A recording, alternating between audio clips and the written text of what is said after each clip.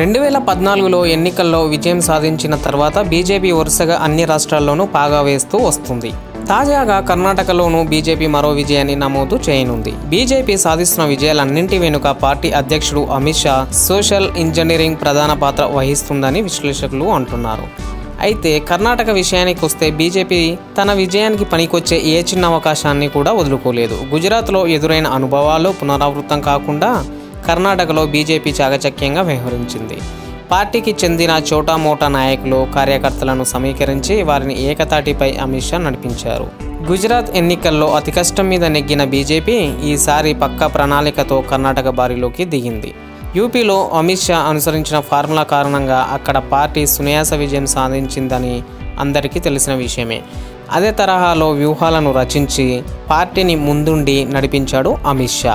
బీజేపీని ఓడించాలని చెప్పేసి చాలామంది రాజకీయ నాయకులు, ప్రతిపక్షాలు వివిధ రకాలైన వ్యూహాలతో ముందుకు వెళ్ళినా అమిత్ షా వ్యూహం ముందు ఎవరు కూడా నిలబడలేకపోయారు. బీజేపీని ఎలాగైనా అధికారంలోకి రానివద్దని చెప్పేసి ప్రముఖ నటుడు ప్రకాష్ రాజ్ పర్యటనలు చేశారు. అయితే కర్ణాటక ప్రజలు బీజేపీని అధికారంలోకి రానివ్వరన్న దృఢ నమ్మకం నాకుంది అంటూ కర్ణాటక అసెంబ్లీ ఫలితాలకు కొన్ని గంటల ముందు సినీ నటుడు ప్రకాష్ రాజ్ ట్విట్టర్ వేదికగా చేసిన వ్యాఖ్యలు ఇవి. అయితే ఫలితాలు బీజేపీకి అనుకూలంగా రావడంతో ఇప్పుడు అందరి దృష్టి ఆయనపైనే పడింది.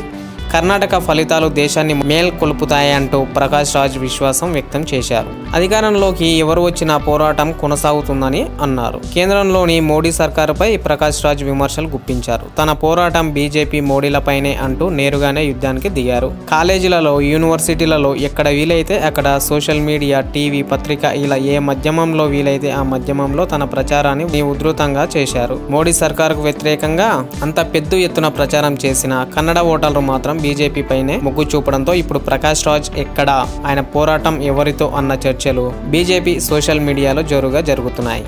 Tell me pretty lies, look me in the face, tell me that you love me, even if it's fake, 'cause I don't fucking care.